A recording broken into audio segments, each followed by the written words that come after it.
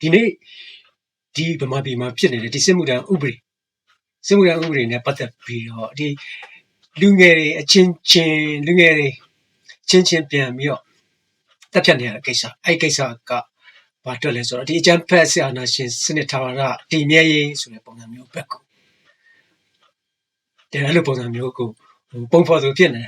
ယ်ဆိုတော့ equation တစ်ခုပုံစံမျိုးနဲ့ကြည့်မယ်ဆိုရင်ကျွန်တော်ပြည်သူလူထုကိုအသုံးချပြီးတော့လူထုထဲမှာရှိတဲ့လူငယ်ချင်းကိုပြန်ပြီးတော့တက်ဖြတ်ကြအောင်ပြန်တိုက်နေတဲ့ပုံစံမျိုးလောက်ထားတာကအဲ့လိုပုံစံမျိုးဖြစ်နေအခုလောက်ကိုလုံနေကြရတယ်တစ်ဖက်ကလည်းသူအကြောင်းနေကြောက်ပြန်ဒီစစ်မှုထမ်းဥပဒေထဲမှာပါဝင်နေရတယ်ဒီဘက်ကတော်လန်လူငယ် agency ဒီနှစ်ခုလောက် agency ပါပဲ agency တွေအနေနဲ့လည်းဒါဒီစစ်အကြမ်းဖက်ဆိုအမတန်မှရုပ်မှာကောက်ချစ်တဲ့ဒီအကြမ်းဖက်ဆရာနာရှင်စနစ်ကိုဖယ်ရှားပစ်ဖို့အတွက်တော်လန်တိုက်ပွဲဝင်ပြီးတော့ဒီပြန်တက်တဲ့နေရာမှာဒီလူထုကိုသုံးချပြီးတော့ဒီသူတို့ကိုယ်တိုင်အာဏာတည်မြဲရေးအတွက်ကျွန်တော်တို့လူငယ်တွေကချင်းပြန်ပြီးတော့တိုက်ပွဲဝင်ရတယ်လို့ပုံစံမျိုးဖြစ်နေတယ်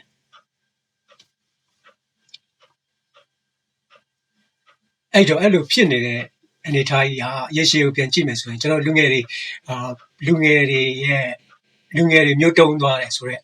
ပုံစံမျိုးဘက်ကိုဥတည်တယ်တစ်ဖက်ကအကျိုးရလဒ်အဖြစ်ကတော့ဒီအကြမ်းဖက်အာဏာရှင်စနစ်ကနေပြီးတော့ဒီအကြမ်းဖက်ဒီရန်တရားကြီးအခုခြားစားလက်စားနဲ့ရန်တရားကြီးကအများကြီးတည်မြဲသွားမယ်ဆိုတဲ့ပုံစံမျိုးဒါတွေဒီလိုတည်မြဲနိုင်ဖို့အတွက်ကိုပြည်သူလူထုကိုသုံးချပြီးတော့လုပ်နေတယ်ဆိုတာကိုအခုဒီနေ့စချာကြီးတွေ့နေရတယ်ကျွန်တော်တို့ကလူငယ်တွေကလည်းသိတယ်သူ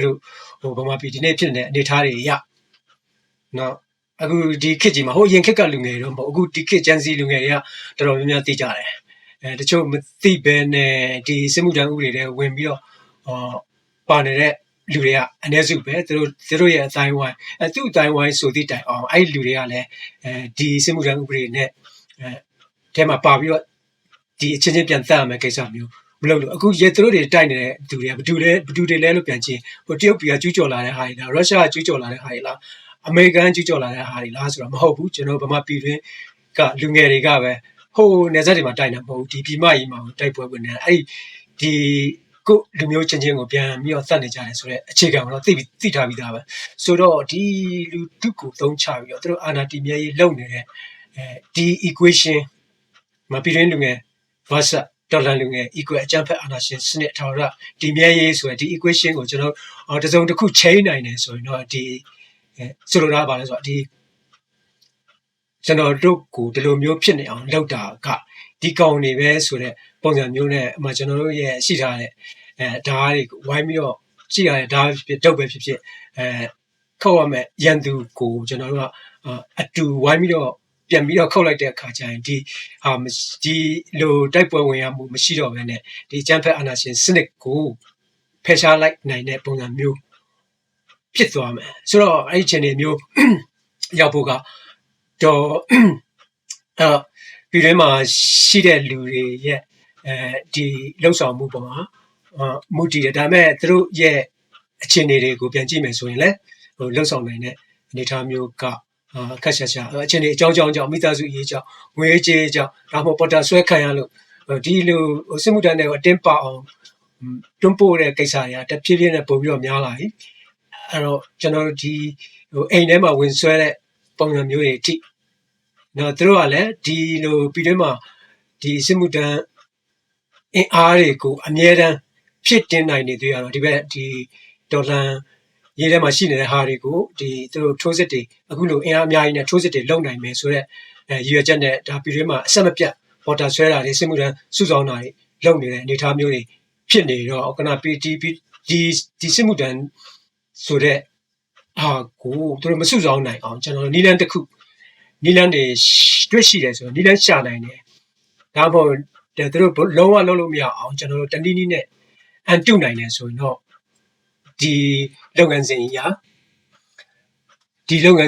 တော့ပြက်ပြယ်သွားမယ်လို့အဲ့ဒီတော့ဒီကျန်းဖက်စစ်တပ်ထဲမှာစစ်မှုထမ်းအဖြစ်မပါဝင်နိုင်မှုအတွက်ကျွန်တော်တတ်နိုင်ဆုံးရှောင်ကျဉ်ဖို့လိုတဲ့လုပ်ငန်းစဉ်လေးတွေလုပ်ရက်လေးတွေအဲ့လိုမျိုးလေးတွေ ရှိတယ်ဆိုရင်ကောင်းတယ်ကျွန်တော်အကြံပြုနိုင်တဲ့ဖြစ်တဲ့ပုံစံမျိုးအရာဆိုရင်တော့ပထမဆုံးလူငယ်တွေအနေနဲ့ဒီနေ့ Gen Z Generation Z ရဲ့လူငယ်တွေဖြစ်တာနဲ့အညီဟိုအရင်တော့လူငယ်တွေလို့ဒီ gadget တွေနည်းပညာနဲ့မစိမ့်ရဘူးလို့ထင်တယ်အဲ့လိုဆိုတော့သတင်းအမှောင်ထဲမှာပဲရှိမနေကြဘူးအဲ့တော့သတင်းအမှောင်ချခံရတဲ့အနေအထားမျိုးတွေမဖြစ်ဖို့အတွက်ဒီလိုစစ်မှုထမ်းဆင့်ခေါ်တဲ့လုပ်ငန်းစဉ်တွေကိုဘယ်ရက်ကွက်ဘယ်ကြေးရွာတွေမှာဘယ်လိုမျိုးလုပ်နေစိုက်ပြသတင်းတွေကိုဆက်မပြနားဆွင့်နေခြင်းအဖြစ်ဒီအကြမ်းဖက်စစ်တပ်ကနေပြီးတော့ပေါ်တာဆွဲတာတို့အတင်းကျပ်ကားပေါ်ကောက်တင်ပြီးတော့စစ်တပ်တွေထည့်လိုက်တာတို့မဖြစ်အောင်အတွက်ဒီသတင်းတွေနဲ့အမြဲတမ်းအမြဲတမ်း up to date ဖြစ်နေတဲ့ပုံစံမျိုးရှိနေဖို့လိုတယ်ပြီးတော့ဒီ digital footprint ဆိုတဲ့digital ချေရမကြအောင်ကျွန်တော်တို့လမ်းပေါ်မှာစစ်ဆေးရေး gate တွေမှာဖုန်းတွေကိုစစ်ဆေးပြီးတော့အဲ့ဒါမှဖမ်းဆီးတာမျိုးတွေမခံရအောင်ကိုဖုန်းထဲမှာနိုင်ငံရေးနဲ့ပတ်သက်တဲ့အချက်လက်တွေတော်လှန်ရေးအဖွဲ့အစည်းများနဲ့ဆက်သွယ်ထားတဲ့ကိစ္စလေးတွေကိုဖြတ်ပြီးမှနော် delete လုပ်ပြီးတော့ site history browsing history clear လုပ်ပြီးတော့မှဒီခုနစစ်ဆေး gate တွေကိုဖြတ်မယ်ဆိုလဲအဲ့လိုသတိထားပြီးလှုပ်ဆောင်မှုမျိုးလေးတွေရှိဖို့လိုတယ်နံပါတ်2ချက်အနေနဲ့ဒီကျန်းဖက်စစ်သားဦးဖြစ်စုဆောင်မခံဖို့အတွက်ဆိုရင်ဒီပညာရေးနဲ့လုပ်ငန်းခွင်အခွင့်အလမ်းတွေကိုအသုံးချပြီးတော့ရှောင်တိန်တဲ့ပုံစံမျိုးအဲ့လိုမျိုးလည်းလုပ်တင်တယ်ဘာလဲဆိုတော့ဒီ educational and professional escapes ပေါ့ဆိုင်ဖြစ်ပြီးပညာသင်စုတွေရှောက်ထားပြီးတော့ဥပမာလက်တော်မှာဆိုရင်any နာချင်းနိုင်ငံဒီမှာဥပမာထိုင်းမှာဆိုရင်နိုင်ငံတကာကမြန်မာလူငယ်တွေအတွက်ဒီရည်ရွယ်တဲ့ဒီဝင်ထောက်ပံ့မှုတွေပေးတဲ့ဒီ scholarship တွေအဲ့ဒါတွေကို online နေသင်ယူနိုင်တဲ့ရေတိုရေရှည်ပညာရေးစုတွေပေးနေတာရှိတယ်ဒါတွေကိုရှောက်ထားပြီးတော့အဲ့လိုမျိုးသွားတက်တဲ့ပုံစံမျိုးလုပ်တယ်ဆိုရင်လည်းဒါဒီကာလတစ်ခုလောက်ဒီစစ်သားစုဆောင်ရေးတို့စသည်ဖြင့်အတင်းကျပ်ပေါ်တာဆွဲခံရတာတို့စသည်ဖြင့်ဒါတွေကင်းလွတ်နိုင်တယ်ပြီးရင်ဒီ online အလုပ်ကိုင်တွေပေါ့ online မှာလုပ်ရတဲ့အလုပ်မျိုးတွေ IT လို့ design လို့ပုံစံမျိုးဘာသာပြန်လို့ပုံစံမျိုးအဲ့ဒါမျိုးတွေကိုပြီးရင်ဒီ online အလုပ်ကိုင် remote jobs တွေကိုရှာဖွေပြီးတော့ဒီ IT design ဘာသာပြန်ဆိုတဲ့ဒီ content writing ဆိုတဲ့ဒီ online နေလုပ်လို့ရတဲ့ freelance အလုပ်တွေရှာပြီးတော့အဲ့ထဲမှာပဲအိမ်တွင်းပုံပြီးတော့လုပ်နေတဲ့ပုံစံမျိုးဒါမျိုးတွေကိုလည်းလုပ်ချင်အဖြစ်လုပ်ပြီးတော့ဝင်ရှာတဲ့အနေနဲ့အလုပ်မျိုးလုပ်ချင်အဖြစ်ဒီတစုံတရာဒီပေါ်တာဆွဲခံရတာတို့နိုစစ်မှုတန်းဥပဒေထဲမှာဒီဂျမ်ဖက်စစ်တပ်တွေပါသွားမယ်အခြေအနေကနေပြီးတော့တနည်းတစ်ပုံနဲ့ရှောင်ရှားနိုင်ပါဗျာဒါပေမဲ့အဲ့မှာတစ်ခုသတိထားမှဒီကြားဖြတ်ထဲမှာသွားပြီးတော့လုပ်တဲ့ပုံစံမျိုးတော့မဖြစ်အောင်တော့လေဒါဉာဏ်ပညာရှိနဲ့ဆုံးဖြတ်ကြည့်အောင်လေ့လာပြီးတော့နံပါတ်3အနေနဲ့ကိုနေထိုင်တဲ့အခြေစိုက်ဒေသကိုရွှေ့ပြောင်းခြင်းအဖြစ်လဲဒီစစ်မှုထမ်းဥပဒေကိုရှောင်ရှားနိုင်တဲ့အခြေအနေမျိုးဖန်တီးနိုင်တယ်ခက်တာပုံအောင်နေတာနေရာရွှေ့ပြီးတော့မိမိကိုယ့်ရဲ့မူလနေရအထူးသဖြင့်စစ်မှုထမ်းစီရင်ပေါက်နိုင်ခြင်းများတဲ့ရက်ကွက်ကနေပြီးတော့ခဏဖြစ်စေဒါမှမဟုတ်ရေရှည်ဖြစ်စေလူသိနေတဲ့တခြားမြို့တခြားရွှေမျိုးအိမ်ဒါမှမဟုတ်ပုံလုံခြုံစိတ်ချရတဲ့နေမြေတွေဘက်ကိုပြောင်းပြီးတော့နေထိုင်တဲ့ပုံစံမျိုးလုပ်ရင်လည်းဒါရှောင်ရှားနိုင်တဲ့အချက်တစ်ခုပေါ့လုံခြုံစိတ်ချရတဲ့လမ်းကြောင်းတွေကနေတစ်ဆင့်ရွှေ့ပြောင်းတဲ့ပုံစံမျိုးတရားမဝင်လမ်းကြောင်းတွေကနေသွားလာမယ်ဆိုရင်လူကုန်ကူးခံရတာလမ်းမှာအဖမ်းခံရတာမျိုးလည်းဖြစ်နိုင်တယ်ဆိုတော့အလုံးပြီးတော့ဒီအခြေစိုက်တဲ့ data နံပါတ်3ချက်နဲ့အခြေစိုက်ရ data ပြောင်းရွှေ့နေထိုင်ခြင်းဖြစ်လေဒီထောင်ချောက်ကနေဒီစစ်မှုထမ်းဆိုတဲ့ထောင်ချောက်ကနေလွတ်မြောက်ပုံရှောင်နိုင်တယ်ဆိုတော့ကိုမူလနေရအထူးသဖြင့်စစ်မှုထမ်းစီရင်ပေါက်နိုင်ခြင်းများတယ်ရက်ကွက်ကနေပြီးတော့ခဏဖြစ်စေရေရှည်ဖြစ်စေကျွန်တော်လူသိနေတဲ့တခြားမျိုးတခြားရွှေမျိုးအိမ်လိုပုံစံမျိုးအဲ့မှာပို့ပြီးတော့လုံခြုံစိတ်ချရတဲ့ဒီနေမြေတွေဘက်ကိုပြောင်းရွှေ့နေထိုင်ခြင်းအဖြစ်လဲဒါဒီထောင်ချောက်ကနေလွတ်မြောက်နိုင်တယ်အဲ့လိုသွားလာတဲ့နေရာမှာလည်းလမ်းမှာဖမ်းခံရတာမျိုးမဖြစ်အောင်ခိုင်မာစိတ်ချရတဲ့အဖွဲ့အစည်းတွေဒေသခံတွေကွန်ရက်တွေနဲ့အကူအညီကိုတေချာရယူပြီးမှလှုပ်ဆောင်နေ ဆိုရင်ပို့ပြီးတော့ကောင်းတယ်အစိုက်ပြသတင်းကအဓိကဖြစ်တဲ့အတွက်အများတန်းသတင်းနဲ့ up to date ဖြစ်နေဖို့လည်းလိုအပ်ပါတယ်ပြီးတော့နံပါတ်၄ချက်အနေနဲ့ဒီ underground ကွန်ရက်တွေနဲ့ချိတ်ဆက်ပြီးတော့ရပ်ဖက်အဖွဲ့အစည်းများအကူအညီကိုရယူခြင်းအဲ့လိုမျိုးလုပ်ဆောင်မှုကလည်းဒါဟိုဟာဖြစ်စေတယ်ဒီထောင်ချောက်ကနေလွတ်မြောက်နိုင်တဲ့နည်းလမ်းတစ်ခုအဓိကအဖြစ်ဒီ CDM နဲ့ဒီရှောင်းတိန်နေတဲ့လူတွေကိုစစ်ပေးရှောင်းတွေကူညီတဲ့ဖွဲ့များကိုချိတ်ဆက်ပြီးတော့ဒီစစ်မှုထမ်းဒါကို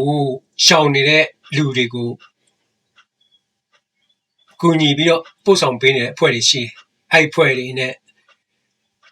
ဆက်ပြီးတော့လှုပ်ဆောင်တာလို့ဒီ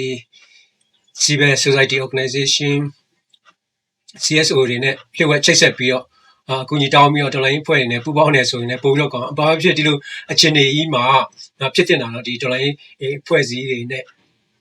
ပူးပေါင်းပြီးတော့ဒီအာဏာရှင်စနစ်ကိုဝိုင်းပြီးတော့ဒေါ်လာနာပို့ပြီးတော့ကောင်းတယ်အဲ့လိုကြားနေပြီးတော့ဆိုင်ဖြစ်အခြေအနေအရက်ကိုစောက်ကြည့်နေတယ်ဆိုတော့အနေထားတက်ကိုနော်ဒီအာဏာရှင်ကိုပျောက်ကြဝိုင်းပြီးတော့ကျွန်တော်မြင်ဆန်းလောက်လိုက်ကြတယ်ဆိုရင်ဒီလိုအခြေအနေတွေကမပေါ်လာဘူးအခုဒီအခြေအနေတိုင်းဆက်ဖြစ်နေတဲ့ဟာကိုကျွန်တော်တွက်ကြည့်မယ်ဆိုရင်ကျွန်တော်တို့ဒီဆရာနာရှင်စနစ်ကပို့ပြီးတော့ခိုင်မာတည်မြဲဖို့ရှိတယ်ဒီလိုအင်အားတွေလူတလောက်ရနိုင်မယ်ချင်းဘယ်လိုတွေကအကျိုးဖြစ်ထုံလဲဆိုသိတဲ့အတိုင်းပြည်သူကတော့ဘယ်လိုမှကြုံမဖြစ်ထုံဒီနိုင်ငံကြီးဆုပ်ယုပ်မှုတွေဖြစ်လာနေတာသိတဲ့အတိုင်းဒီအာဏာရှင်တွေကြောင့်ဆိုတဲ့အပေါ်မှာဘယ်လိုမှကောင်းတဲ့ဘက်ကတော့ရောက်မှာမဟုတ်ဘူးအဲ့လိုမြန်ပြုတ်ကြတယ်ဆိုရင်တော့ဒီဒုက္ခတွေကနေပြီးတော့ကင်းဝေးမယ်မပြုတ်ကြဘူးအဲ့လိုမျိုးချင်းပဲဆက်ပြီးတော့တတ်နေကြရမယ်အနေထားမျိုးဆိုရင်တော့ဒီအာဏာရှင်ဆက်ပြီးတော့တက်ရှိုးရှည်နေမှာဖြစ်တဲ့အတွက်ကျွန်တော်တို့ဒီဝိုင်းမျိုးလောက်ကြအောင်လိုတယ်လို့အဲ့လိုလေမြင်တယ်ခင်ဗျာအဲ့လိုတတ်နိုင်ဆုံးဒီထောင်ချောက်တွေကိုမဝင်ကြဖို့အတွက်ရှောင်နေသမျှရှောင်ကြဖို့တိုက်တွန်းနေပါတယ်ကျော်မျိုးမင်းကကျွန်တော်ထင်တယ်double agent ဆိုနှစ်ဖက်ချုံမှာဟိုဘက်ကောဒီဘက်ကောဒီသတင်းပေးနေတယ်ဒီသတင်းပေးတာတော့မဟုတ်ဘူးအဲ့လိုဟင့်လေးလှုပ်တင်တဲ့ဟာလေးတွေသူကထောက်ပြနေဆိုတဲ့ပုံစံမျိုးကျွန်တော်စစ်တပ်ခေါင်းဆောင်တော့မဟုတ်ဒီအချက်ပတ်သမားတွေကိုနှိမ့်နေရမယ်နှိမ့်နေခေါင်းဆောင်တယောက်ဆိုရင်အဲ့ခေါင်းလေးဖြစ်အောင်ပြပါ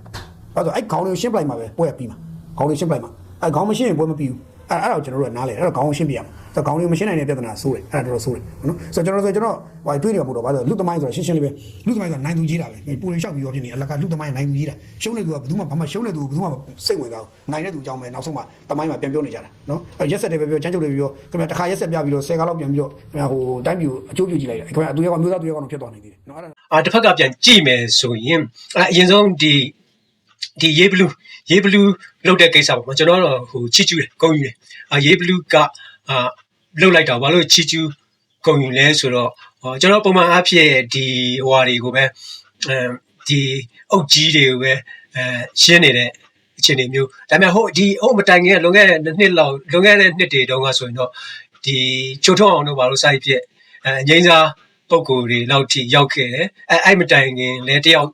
လုံနိုင်ခဲ့တယ်ဆိုတော့တကယ်သွားတင်တဲ့လမ်းကြောင်းကအဲ့လိုမျိုးသွားတင်အဲ့အထက်ပိုင်းမှာရှိတဲ့ဒီအာဏာရှင်စနစ်ကိုရန်တရားကြီးကိုလက်ပတ်နေတဲ့အကောင်တွေကိုကျွန်တော်တို့ကရှင်းပြမှသာလျှင်ဒီအာဏာရှင်စနစ်က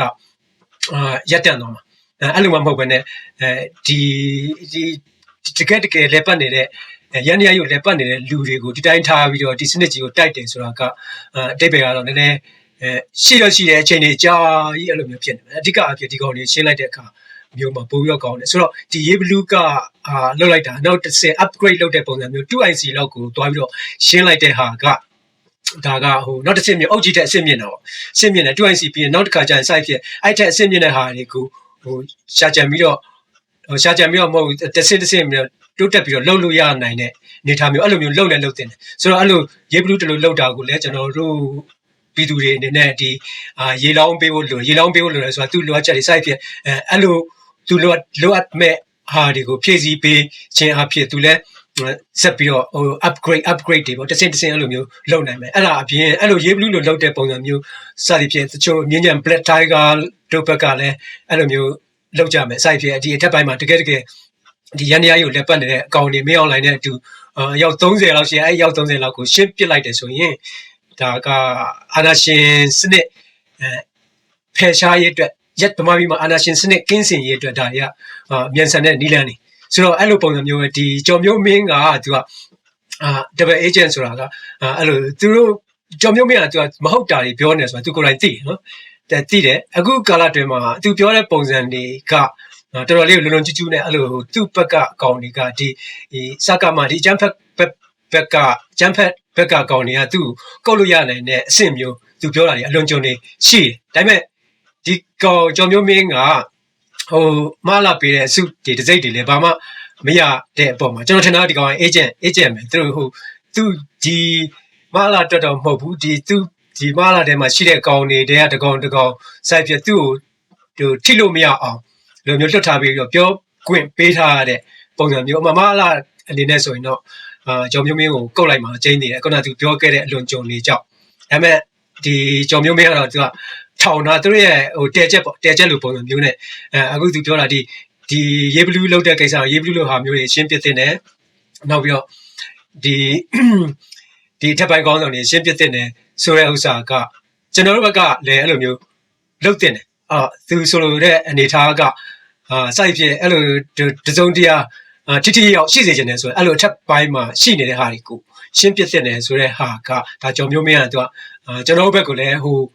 တင်းလေးလှမ်းပေးတယ်ဆိုတဲ့ပုံစံမျိုးလေးပေါ့အဲ့ဒါကြောင့်ကျွန်တော်မျိုးမင်းက double agent လို့ပုံစံမျိုးနှစ်ဖက်ချုံဟိုဘက်လည်းဘာညာတွေပြောနေတယ်လို့ကျွန်တော်ဘက်ကလည်းမသိမသာလေးနဲ့တင်းလေးတွေပေးနေတယ်ဆိုတဲ့ပုံစံမျိုးကျွန်တော်အဲ့လိုမျိုးယူဆတယ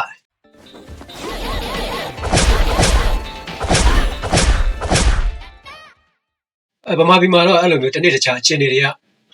ပြောင်းလဲမှုတွေဖြစ်တချို့နေ့တွေမှာဘာမှမပြောင်းလဲဘူးလို့ထင်ရတယ်ဒါပေမဲ့အခြေအနေတွေက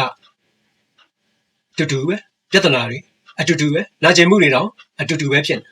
ဒါပေမဲ့မိကုံးကတကယ်ဘာမှမပြောင်းလဲတာလားဒါမှမဟုတ်ပြောင်းနေတာကိုမမြင်ရသေးတာလားဆိုတဲ့မိကုံးကရှိလာလူတွေကပင်ပန်းလာတဲ့အချိန်မှာအရေးကြီးဆုံးရှုံးသွားတတ်တာကဒီအားအင်တွေမဟုတ်ဘူးဘာမှမထူးတော့ဘူးဆိုတဲ့ခံစားချက်အဲ့ဒါတော့အဓိကအရေးကြီးတယ်ဒီ feeling ကခုနတဖြည်းဖြည်းလူတွေရဲ့စိတ်ထဲဝင်လာတယ်ဘာလို့မပြောင်းလဲဘူးအားလုံးတူတူပဲဒီလိုစဉ်းစားလာတဲ့အချိန်မှာလူတွေဟာဒီပြင်ပအခြေအနေကိုမရှုံးသေးပဲနဲ့အတွင်းစိတ်ကိုစပြီးတော့ရှုံးပေးတတ်ကြတယ်ဒါပေမဲ့တကယ်ပြောင်းလဲမှုတချို့ကအသံမထွက်ဘူးတဖြည်းဖြည်းချင်းပဲဖြစ်တယ်လူတွေရဲ့စဉ်းစားပုံပြောင်းလာတယ်ယုံကြည်ပုံပြောင်းလာတယ်ဘယ်အရာကိုလက်မခံတော့ဘူးဆိုတာကလည်းပြောင်းလာတယ်တခါတလေပြောင်းလဲမှုဆိုတာကသူကလမ်းပေါ်မှာမစဘူးလမ်းပေါ်ကနေစတင်တာမဟုတ်ဘူးလူတွေရဲ့စိတ်ထဲကနေစတင်တာဒါပေမဲ့လူတွေကမြန်အဖြေလိုချင်တယ်မြန်ပြောင်းစေချင်တယ်မြန်အဆုံးသတ်စေချင်တယ်ဒါကသဘာဝတရားဖြစ်တယ်ဒါပေမဲ့တချို့အရာတွေကအချိန်ယူတတ်တယ်အချိန်ကြာတတ်တယ်အထူးသဖြင့်စနစ်တစ်ခုနဲ့လူတွေရဲ့ consciousness ဆိုတဲ့အသိစိတ်ကိုပြောင်းရတဲ့အချိန်မှာအရေးကြီးတာကမမြင်ရသေးလို့မရှိဘူးလို့မထင်ဖို့ပဲဖြစ်တယ်ဒီနေ့မေးရမယ့်မေးခွန်းကဘာပြောင်းသွားပြီလဲဆိုတာမဟုတ်ပဲနဲ့လူတွေအရင်ကလိုပဲတွေးနေသေးလားဆိုတာကိုမေးရမယ့်မေးခွန်းဖြစ်တယ်တကယ်တော့တချို့အရာတွေကနောက်ပြန်မသွားတော့လူတွေကမြင်ပြီးသားကိုမမြင်ဘူးသလိုပြန်လှုပ်လို့မရတော့ဘူးအဲ့ဒါကပဲတိတ်တဆိတ်လေးဖြစ်နေတဲ့ပြောင်းလဲမှုပါဒါကြောင့်ဒီနေ့ဘာမှမပြောင်းဘူးလို့ထင်နေရင်တော့တခုတော့မှတ်ထားဖို့လိုတယ်တချို့ပြောင်းလဲမှုတွေကမမြင်ရခင်အရင်ဖြစ်နေတတ်တယ်အရင်ဖြစ်နေတတ်တယ်အမေကွန်းကကျွန်တော်တို့အဲ့ဒီပြောင်းလဲမှုကိုစက်ထိန်ထားနိုင်သေးလားဆိုမေကွန်းကရှိလာတယ်